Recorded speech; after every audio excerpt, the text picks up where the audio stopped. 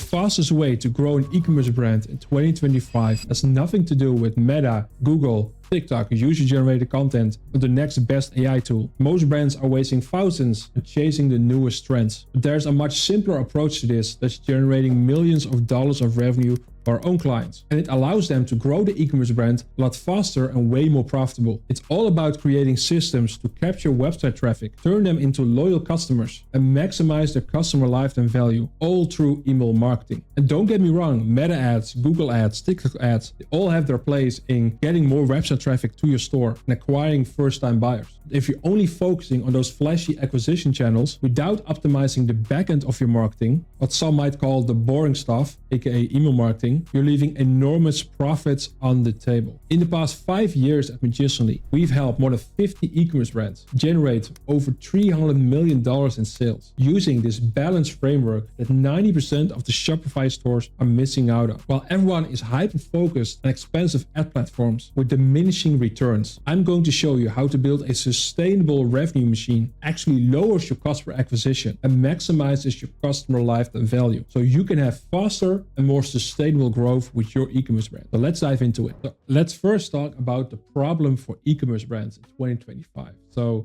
the biggest problem is that you don't actually own your traffic. So think about it. When you spend thousands on Facebook, TikTok, or Google ads, you're essentially renting access to their audience. The moment you stop paying, that traffic disappears. And we've all seen what happens with these platforms when they change the algorithms overnight. So do you remember when Facebook's iOS 14 update decimated ad performance for thousands of brands? Or when Google's algorithm updates suddenly tanked organic traffic for established stores? Or how TikTok's constant feed changes can make your ad strategy obsolete in just a couple of weeks. Those platforms don't care about your business. They care about their shareholders. So they will continue to raise your customers' acquisition costs year after year simply due to the fact that they can. Average cost to acquire a customer through paid ads has increased by over 60% in the last 3 years alone. So what used to cost $15 first now costs you around $40 to $50 in many niches. At that rate, many e-commerce brands simply can't maintain their profitability. And that's something that a lot of e-commerce brands are having to deal with right now in 2025. And there's even a bigger problem, and that's that people simply don't buy the first time they visit stores. So in fact, only 2 to 3% of first-time visitors will make a purchase at your store when they visit your store for the first time. So that means that 97 to 98% of the traffic that you're paying for leaves without buying anything. You might wonder why. It's because there are thousands of e-commerce stores selling similar items just like you. Let's be real. And every single day, your audience get targeted by new flashy e-commerce stores that have like bold promises to them. So the worst part is that customers have been burned by online scams or poor quality products before. So people who visit your store, they don't know you, they don't trust you yet, and they have plenty of other options. So what happens after you've paid $50 to get someone to your store? They don't know you, they don't trust you yet, and they have plenty of other options. So what happens after you've paid $50 to get someone to your site and then they leave? Traditional wisdom says that you should retarget them with your ads. Targeting ads are very popular, of course, but it means that you have to pay again to reach the same person, hoping that eventually they will trust you enough to buy from you. And of course, in the end, it could work. Sending them multiple retargeting ads and they've got enough trust in your brand because they've seen you multiple times, and now you got a first-time buyer. Hoorah. But now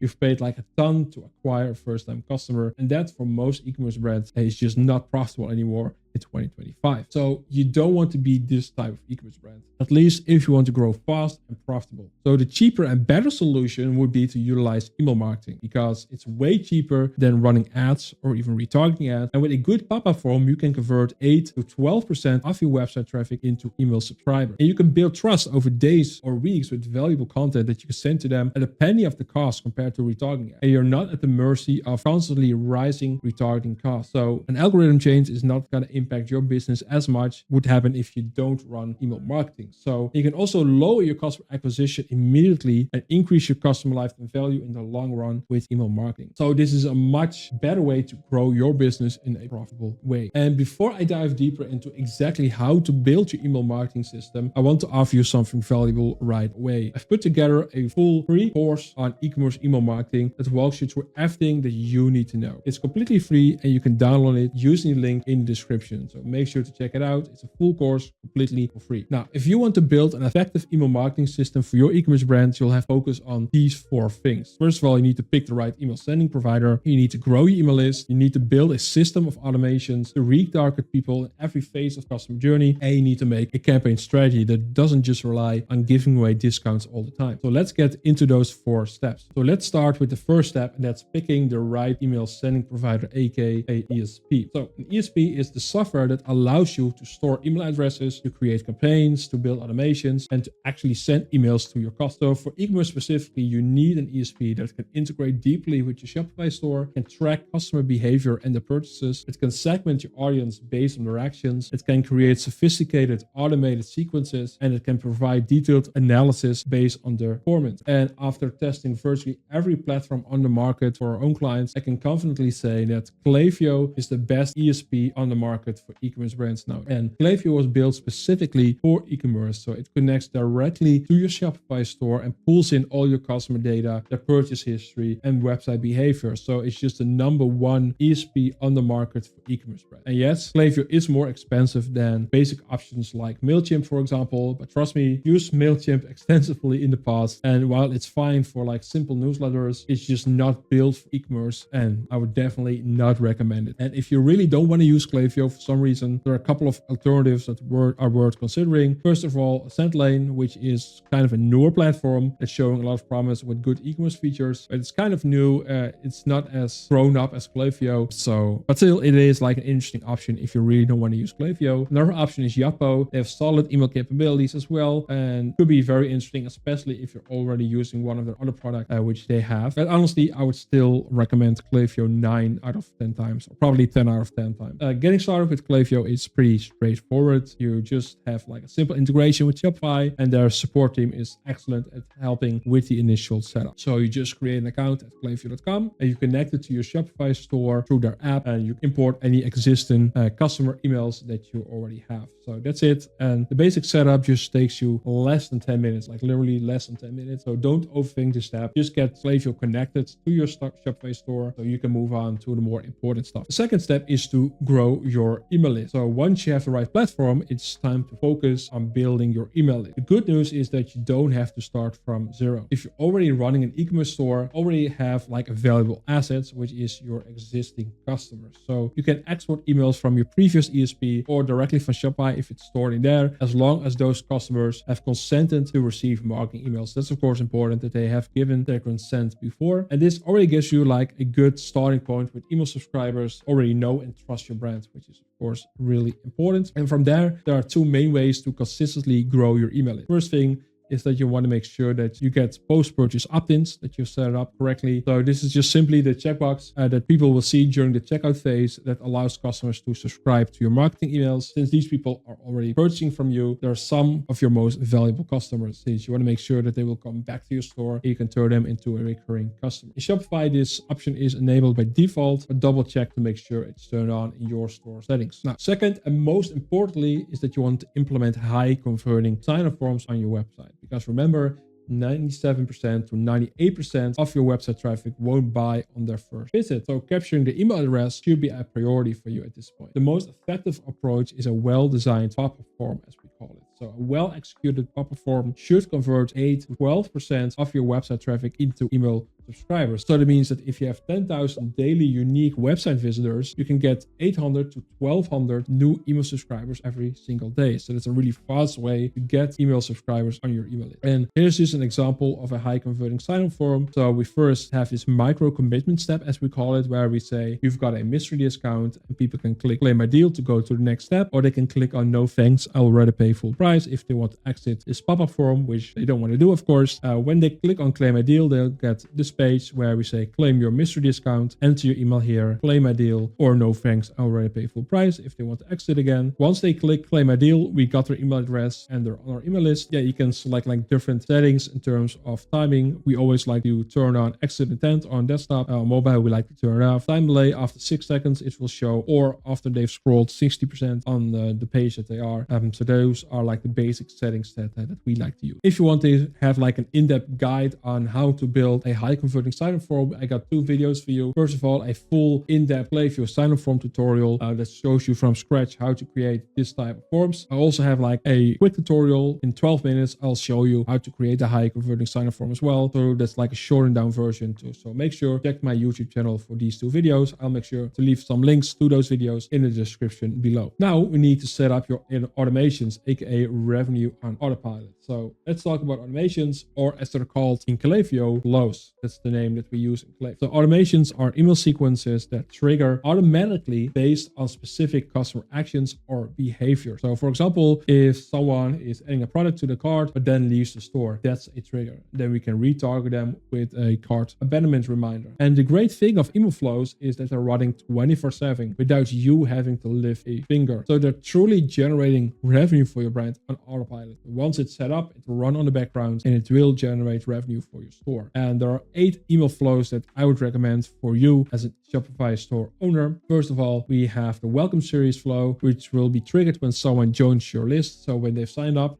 with the sign-up form that I just showed you, then they will go into this welcome series flow. And this is the first impression that you'll leave with them and sets the tone of the relationship with your subscribers. A typical outline that we like to use. First of all, the flow trigger, that's when someone is added to your email list. Some flow filters, so place order 0 times in starting this flow and start a checkout 0 times in starting this flow. So when someone is in the welcome flow, but they started checkout or they've done a purchase, they won't receive the rest of your flow. And the type of sequence that we like to use is that in email 1, we give away the discount code that we've promised them in the sign-up form. We show 1 to 3 bestsellers. We show some social proof to convince them to build the trust, and want to show any risk reversals if there are any, things like a guarantee, free shipping, free returns, stuff like that. Then we send a resend to the people who didn't open email 1 after 1 day. And then we have email 2, which shows the brand story. So a reminder of the discount, personal brand story, and the brand USPs. Email 3, social proof and press mentions. So again, a reminder of the discount. 1 to 3 reviews that highlight certain pain points that your target audience has. And also press mentions work very, very well. 1 day later, we show you bestsellers more in depth. So 1 to 3 bestsellers. If you only have one specific top bestseller, you can just focus on that product and go really in depth on the brand USPs. Otherwise, you can keep it a bit more broad and showcase 3 bestsellers. Focus on the benefits of your products for the end user. 2 days later, email 5, the brand USPs. So highlight the USPs. So why should people buy from you and not from one of your competitors? That's really important to build that trust again with those new people on your email list. And then 2 days later, you can give a new offer, because after 5 emails, if they haven't used the original offer, it would make sense to give them a new offer. It could be a better offer, it could be just a different offer. Kind of depends on your brand and your niche. A 48-hour deadline in this case. And of course, it's important to show social proof, implement some reviews, user-generated content, press mentions in this email. And then 1 day later, some urgency that we want to give them. So 24 hours left. Show the risk reversals, show the social proof, and remind them of the discount code that's expiring in 24 hours. So that's a typical sequence of a good welcome series flow. The next flow is the site abandonment flow. So this is triggered when someone visits your website but leaves without viewing specific product or taking any action on your store. So they're really early in the customer journey. So we really want to act as their shop assistant and guide them towards specific products or product categories, basically. This is the typical sequence that we like to use. So the flow trigger is active on site. Some flow filters in place to make sure that if someone is watching a product page, is adding a product to the cart, is starting the checkout, or has done a purchase, that they won't receive this flow, of course. And we just want to send 1 email with this flow 1 to 3 hours after they've been on your website. And again, we want to act as their shop assistant. So we want to help them out, guide them towards your collections, or guide them towards bestsellers or new arrive. And that just works really well in generating some revenue. And the main purpose, the main goal of this flow is to guide them towards a specific product or collection. The next flow is the browse abandonment flow. So this is triggered when someone has viewed a product on your website, but they didn't add it to the cart. So the flow trigger is viewed product, and the flow filters are there to make sure that if someone added a product to the cart, has started a checkout, or is on a purchase, it won't be in this flow, or they won't receive the rest of the flow if they've already received one of the emails. Email 1 is just a simple reminder. So did you forgot something, and show a dynamic product block that shows the exact product that they viewed on their website. 1 day later, we want to send email 2, where we want to build trust, because those are like so-called window shoppers. So they've seen your product, but they've already seen the product of your competitor. And now we need to convince them why they should buy from you. So we want to build trust with them. So show the risk reversals that you might have. So again, guarantees, shipping, returns, trials, stuff like that. Or show reviews if that's that's not applicable to your brand and show a dynamic product blog. But again, the product they've viewed on your website. One day later, you can build more trust with more reviews. And again, dynamic product blog. One day later, we can give them a discount. So we don't want to give away a discount right away, but we want to wait a little while, give a 48-hour deadline, and then one day later, a final discount reminder. So use a ton of urgency and say that there's only 24 hours left. And for this email, I like to use a plain text email from the founder to build a personal connection. So it looks like receiving an email from you as a founder personally, and that tends to perform really, really well. Next up is the cart abandonment flow. So this is triggered when someone adds a product to their cart but doesn't begin the checkout phase. So the trigger is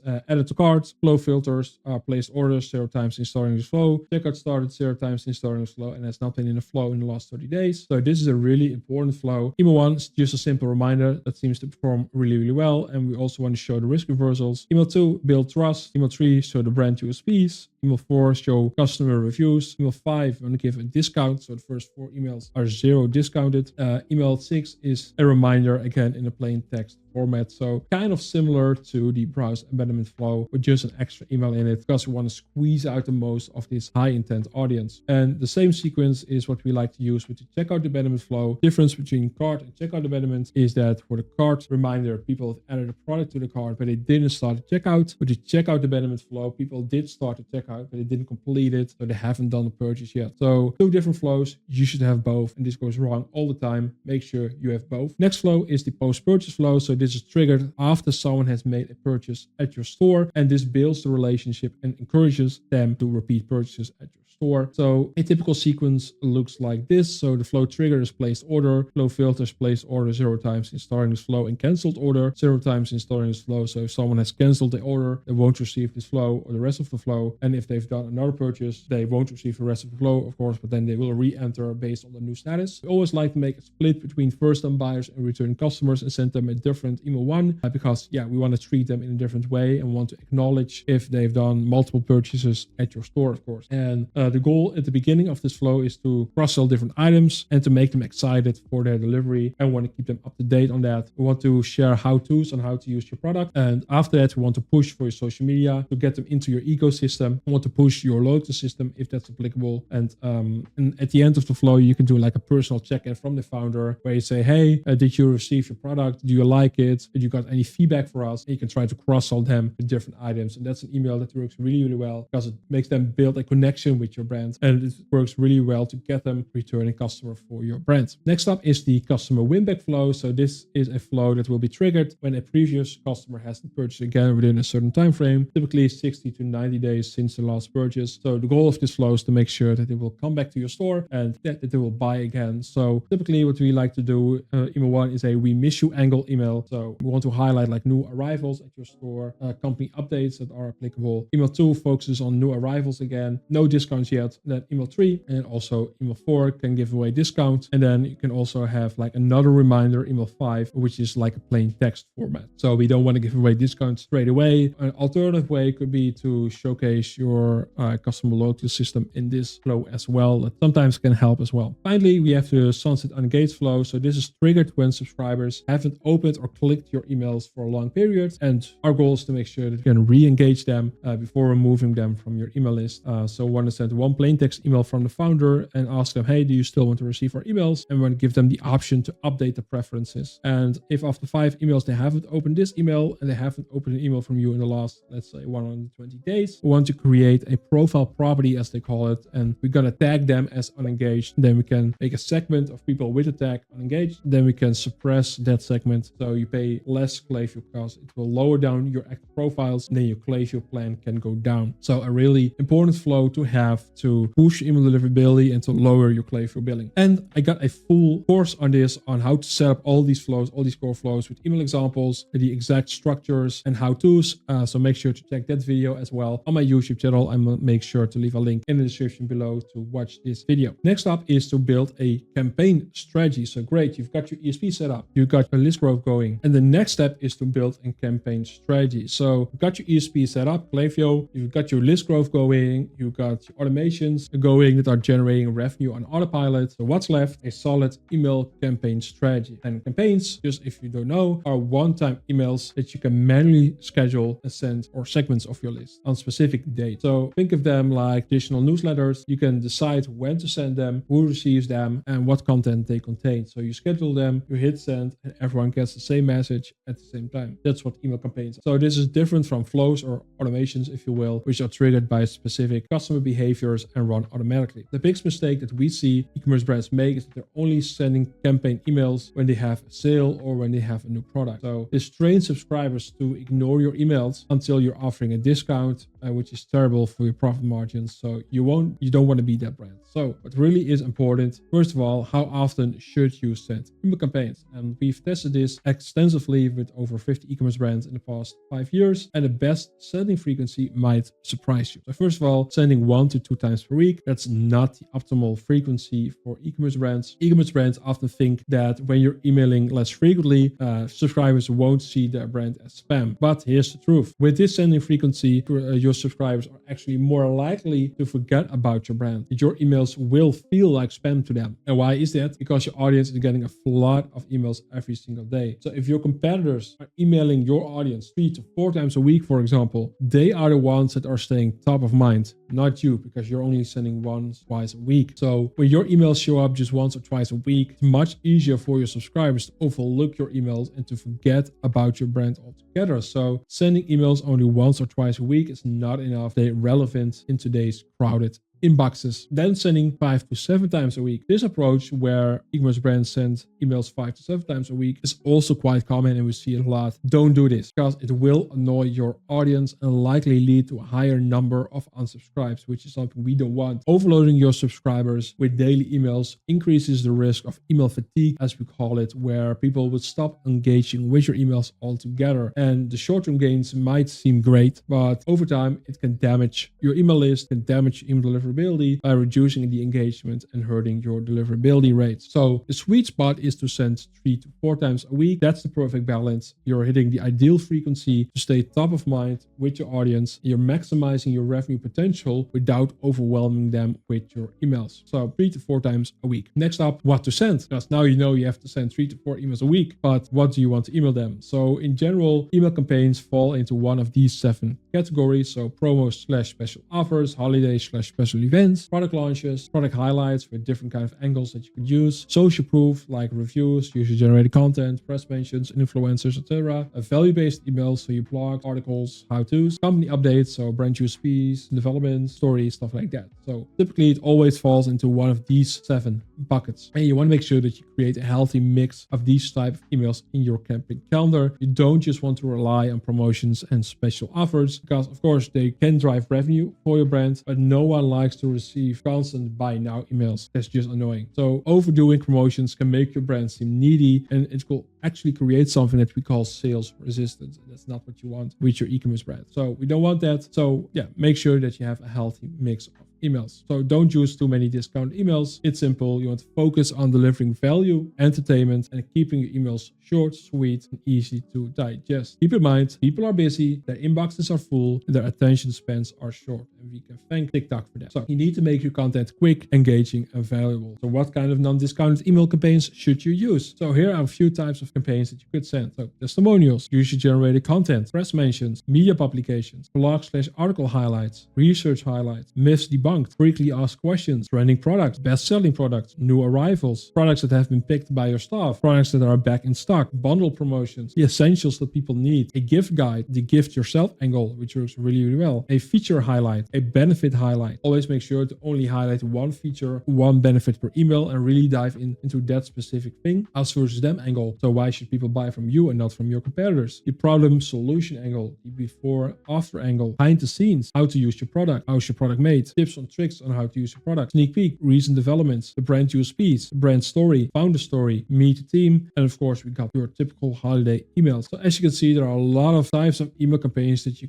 can run and send to your email list without giving away discounts. So make sure to save this list and use this to your advantage when you craft your email campaign calendar. And now it's just a matter of mixing things together. So it's pretty simple. Just follow these guidelines. So send 3 to 4 campaigns per week, have 1 sales event per month or every other month, create create a mix of value-based emails, product highlights, and just fun emails that people like to open. That's the most important thing. And a bonus tip is to sprinkle in 1 to 2 plain text emails every single month. Plain text email seems to perform really, really well, and it's a nice pattern interrupt with all the designed flash emails that people receive nowadays. And on my YouTube channel, I have a full course on how to build the best email marketing calendar in 2025. So it's a long video that goes in depth on all these type of email campaigns with examples, how-tos, etc. So make sure to check it out on my YouTube channel, and I'll make sure to leave a link in the description so you can click on it and view this video immediately. So there you have it. You've set up your ESP. You're maximizing your list growth with a high converting sign-up form. You're generating revenue on autopilot with your email automations, and you're sending 3 to 4 email campaigns to your list with a healthy mix of value-based emails and just fun emails. This is how you can grow your brand fast and profitable in 2025. And of course, these are just the essentials. Once everything is set up, you need to constantly optimize every single part of this email marketing system to squeeze out the most and get the highest conversion possible. And if you want to implement